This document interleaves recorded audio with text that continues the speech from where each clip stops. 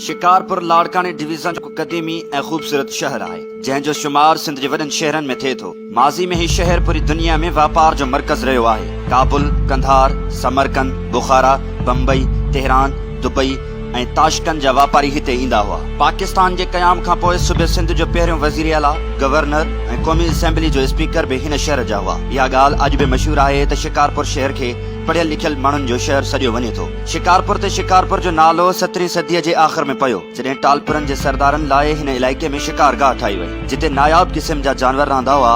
उन खां पोइ हिन इलाइक़े खे शिकारपुर सॾियो वियो। शिकारपुर 1843 ईस्वीअ खां 1901 ईस्वीअ ताईं लाड़काने जो ज़िलई हेडक्वार्टर वारो शहर पिणु रहियो आहे। 1 जुलाई 1977 ईस्वीअ में शिकारपुर खे ज़िले जो दर्जो ॾिनो वियो। हीउ शहर बर्तानिया वारे दौर में हिंदुस्तान जो पेरिस बि सॾियो वेंदो हो। हिन खे दरवाज़नि जो शहर पिणु चवंदा आहिनि। माज़ी में शिकारपुर जे चौ तरफ़ शहर में ईंदड़ 7 वॾनि रस्तनि ते 7 दर हुआ, जिन जा नाला लखी दर, हाथी दर, किरन दर, हज़ारी दर, वागुणो दर, सिवी दर ऐं खानपुरी दर हुया। हिकु दर सदीक माड़ी नाले पिणु मशहूर हो। हिते 1843 ईस्वीअ में अंग्रेज़नि फौजी छावनी जो क़याम विधो, जेका 1861 ईस्वीअ में ख़त्म कई वई। जॾहिं त 18वीं सदीअ में सिंध जो सभ खां पहिरियों बिजली घर पिणु शिकारपुर में ठाहियो वियो। शिकारपुर म्यूनिसिपालिटी जो वजूद 1855 ईस्वी में विधो वियो।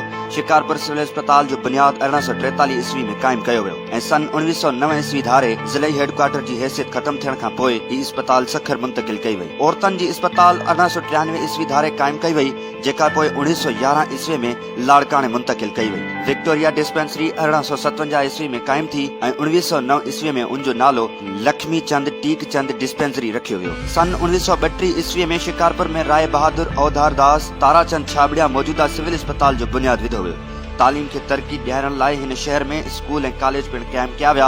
शिकारपुर में पहिरियों मिडल स्कूल 1853 ईस्वी में कायम कयो वियो, जंहिंखे 1873 ईस्वीअ में हाई स्कूल जो दर्जो ॾिनो वियो, जंहिंखां बाद केतिरा ई सरकारी तोड़े ख़ानगी स्कूल क़ाइम थिया। हिन खां अलावा ही शहर आचार जे हवाले सां पूरी दुनिया में अलॻि सुञाणप रखे थो। शिकारपुर आचार जी सनात जे करे पिणु पूरी दुनिया में मशहूर आहे। माज़ी में आचार शिकारपुर जे ॿिनि इलाइक़नि नेपनपुर ऐं हाथी दर ते सूमरा बूट बाज़ार में सदीकी पंहिंजे घरनि में ठाहींदा हुआ, पर हाणे शिकारपुर आचार ठाहिण जी इंडस्ट्री में तब्दील थी वियो आहे। शिकारपुर जे हवाले सां हीअ वीडियो ऐं मुख़्तसिर मालूमात पंहिंजे दोस्तनि सां शेयर ज़रूर कंदा। जेकॾहिं कंहिं ॿिए शहर जी तारीख़ बि ॿुधणु चाहियो था त असांखे कमेंट सेक्शन में आगाह कंदा।